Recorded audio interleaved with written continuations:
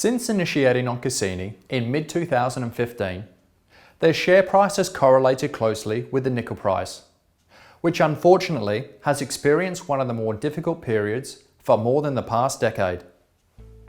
However, with renewed optimism in the sector, as well as the recently signed $36 million joint venture with OZ Minerals, we are highly optimistic regarding the future outlook for Cassini.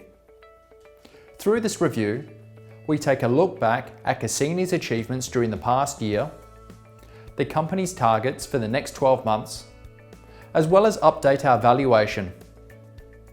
The key focus for Cassini during the past year was the continued development of their flagship West Musgrave project, which consists of the Nebo-Babel nickel-copper deposits and the Succoth copper deposit. First at Nebo-Babel, the company released an option study which resulted in a reduction of the total capital costs, whilst also confirming the life of mine operating costs at around $3.40 per pound. Subsequently, Wood Mackenzie, an independent commodity analysis group, benchmarked the C1 cost for Nebo-Babel against other global nickel projects and found the project was in the lowest cost quartile globally, as well as being lower than all other nickel sulfide projects in Australia. This included the Nova-Bollinger project, which was acquired by the Independence Group for $1.8 billion. Whilst drilling at Succoth resulted in an initial inferred resource of 156 million tonnes at 0.6% copper, making the total West Musgrave resource more than 800,000 tonnes of contained nickel and nearly 1.8 million tonnes of contained copper, which makes the West Musgrave project one of the largest undeveloped base metal projects in Australia. However, probably the most critical development for West Musgrave came more recently, when Cassini announced they had entered into a joint venture arrangement with OZ Minerals. The deal will see OZ Minerals earn up to a 70% interest in the project by sole funding a minimum of $36 million on project development, with Cassini being free carried through to the completion of a DFS and a decision to mine. This deal, we believe, not only validates the potential of the project by bringing in a partner of OZ Minerals stature, but also significantly reduces the financial risk associated with the project's development, given the financial backing that a partner of OZ Minerals' calibre brings to the project's future development. In addition to the joint venture, the other major event for Cassini more recently is that the nickel price appears to have finally bottomed out, with two key events pointing towards a stronger price moving forward. Firstly, the Philippines, which was the world's largest miner of nickel in 2015, announced that 18 nickel operations had suspended production due to environmental violations.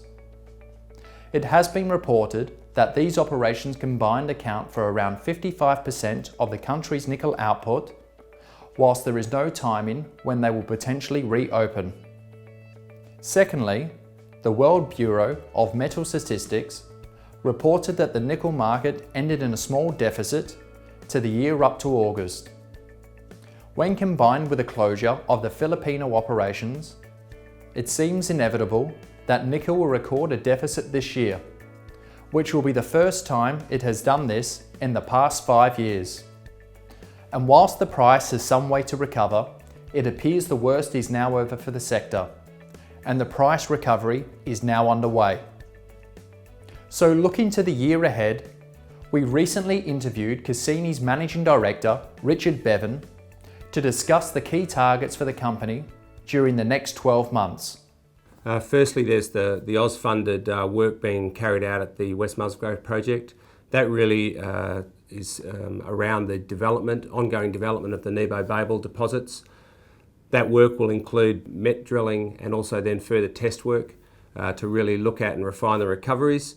It'll also include some resource extension drilling next year, in the first quarter of next year, to really chase some of these high-grade sulfide zones that are still remaining open. So that metallurgy work will feed into further mining optimisation studies and some infrastructure studies, give us the opportunity of looking at some of the options we have available with the project to take a more valuable project, we believe, into the next feasibility stage. Apart from the development work at Nebo-Babel, we're also conducting some further exploration at the West Musgrave project. Apart from, we also have our other 100% projects, so the Mount Squires Gold project, which is also in the West Musgrave region, 50-kilometre prospective corridor, historical drilling, giving some good gold numbers, sort of 15 metres at 2.3 grams a tonne from about 30 metres from surface. Really a great opportunity, and we're looking forward to getting out there in the new year and doing some further geochem and drilling work. The West Arunta project, which is a zinc target that we drilled earlier this year. We had some good success in finding some zinc enrichment, and we really need to do some more targeting work. So the next phase of that work, once again in the new year, is to fly some EM and assist us with generating some more drill targets. So with a number of strong catalysts in the year ahead, we have reviewed our valuation for Cassini with a new target price of 17 cents per share. Our valuation only considers Nebo-Babel with a throughput of 4 million tonnes per annum. As Oz Minerals is now a partner in the project, capital constraints, which were previously the project's largest risk, have largely been removed, meaning a staged approach is now unlikely in our opinion.